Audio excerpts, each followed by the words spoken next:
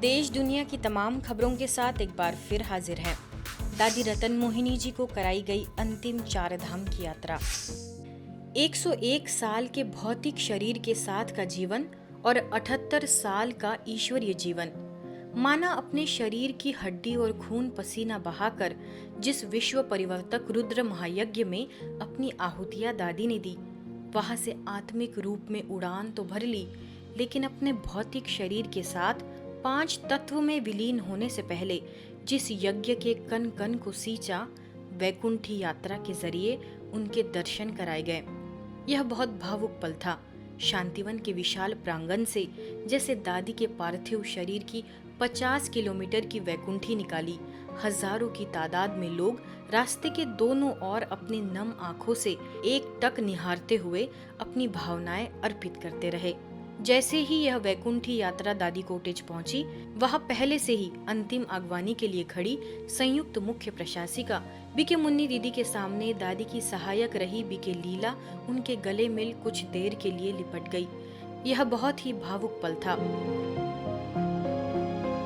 उसके पश्चात यह यात्रा ज्ञान सरोवर पहुंची, जहां संस्था की संयुक्त मुख्य प्रशासिका बीके सुदेश दीदी, ज्ञान सरोवर की सह निदेशिका बीके प्रभा दीदी द्वारा परमात्म स्नेह की चादर उड़ाकर उन्हें तिलक एवं पुष्पांजलि अर्पित की गई। बाबा के साथ आप हमारे साथ हैं। हम सब ज्ञान सरोवर निवासी हृदय से सम्मान करते हैं, प्यार से आपका सत्कार करते हैं। आप हम सबकी शुभकामनाएं आपके पास पहुंच रही हैं। दादी जी अमरनाथ बाबा के साथ आप सदा ही अमर हैं। प्रेमपूर्ण दादी को विदाई देते हैं और आगे भी दादी का आश्वासन करते हुए हम यदि भी हर कदम पर आगे बढ़ करके ईश्वरीय सेवा को और भी समृद्ध संपन्न और नई भारत नई विश्व बनाने के कार्य में तीव्रता लाएंगे, ऐसी प्रतिज्ञा करते हुए दादी को प्रणाम करते हैं, वंदन करते हैं, ओम शांति कहते हैं। ओम शांति। ओम शांति। जिनकी महिमा हम कितनी करें वो कम है। आपका नाम ही रतन मोहिनी था, तो वास्तव में आप प्यारे बाबा की अमूल्य रतन थे। हमारे यज्ञ के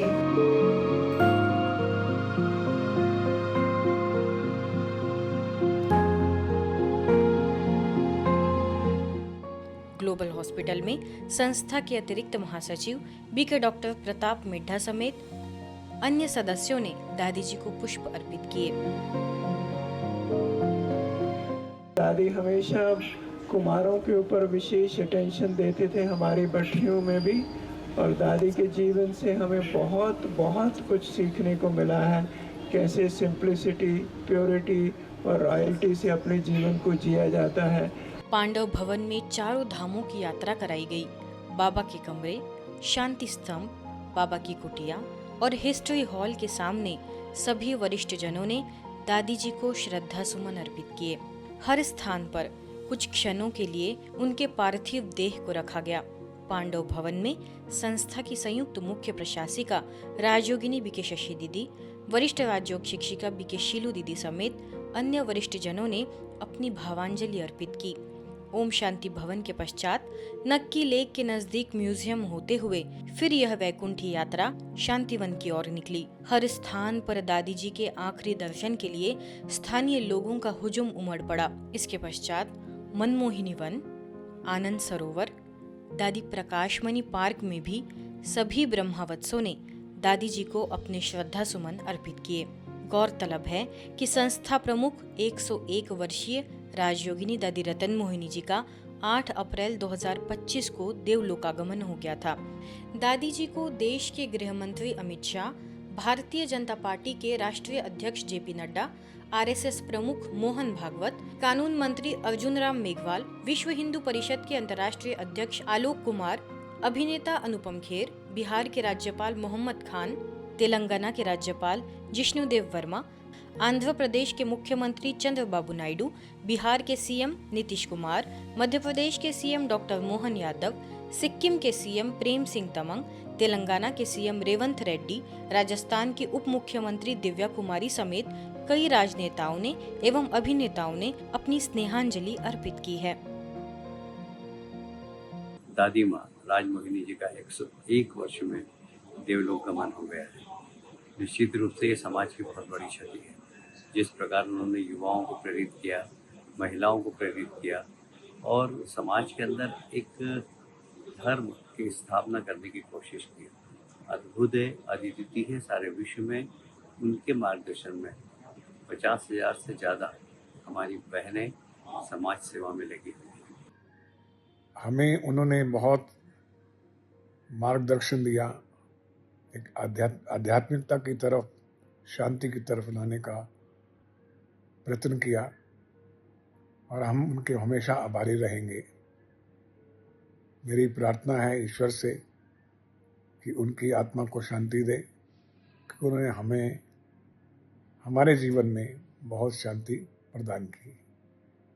हम आपको हमेशा याद रखेंगे दादी। బ్రహ్మకుమారిస్లో వాళ్ళందరికీ నా condolences and I'm with you. So let us all rest in peace. परम पिता की अनुपम उपहार थी इस दुनिया के लिए, इस जगत के लिए, और उन्होंने राजयोग के माध्यम से इस सृष्टि के कल्याण के लिए, मानव जाति के लिए, जनजीव के लिए, कल्याण के लिए उन्होंने जो काम किया है वो पूरी दुनिया के लिए एक नई ऊर्जा प्रदान करने का स्रोत बनी रही है। विश्व स्वास्थ्य दिवस पर ब्रह्मकुमारीज के सेक्टर 46B सेवा केंद्र द्वारा गोष्ठी का आयोजन किया गया। अवसर पर देश भगत विश्वविद्यालय मंडी गोविंदगढ़ क्लिनिक रिसर्च के निदेशक डॉक्टर SD पांडे मुख्य अतिथि रहे। उन्होंने लोगों को बताया कि मन में उत्पन्न विकार ही इसका मूल कारण है। अंत में BK शिवानी ने सभी को योग करवाया व अतिथियों को ब्रह्मकुमारीज की ओर से ईश्वरीय सौगात दी गई। उपस्थित अतिथि व लोगों को माउंट आबू स्थित ब्रह्मकुमारीज द्वारा संचालित अस्पताल की सेवाओं से डॉक्यूमेंट्री फिल्म द्वारा अवगत कराया गया। हिमाचल प्रदेश सरकार द्वारा घोषित राज्य स्तरीय ग्रीष्मोत्सव 2025 का शुभारंभ घुमारवीं शहर में हुआ, जिसमें राज्य के विभिन्न विभागों के साथ ब्रह्मकुमारीज सेवा केंद्र को भी प्रदर्शनी लगाने के लिए आमंत्रित किया गया। घुमारवीं सेवा केंद्र द्वारा आध्यात्मिक चित्रों की प्रदर्शनी लगाई गई, जिसका उद्घाटन टाउन एंड कंट्री प्लानिंग मंत्री राजेश धर्मानी द्वारा मुख्य अतिथि स्वतंत्रता सेनानियों के साथ किया गया। इस अवसर पर घुमारवीं के प्रभारी BK हरदीप, BK सुमन ने सभी गणमान्य व्यक्तियों को प्रदर्शनी का अवलोकन करवाया।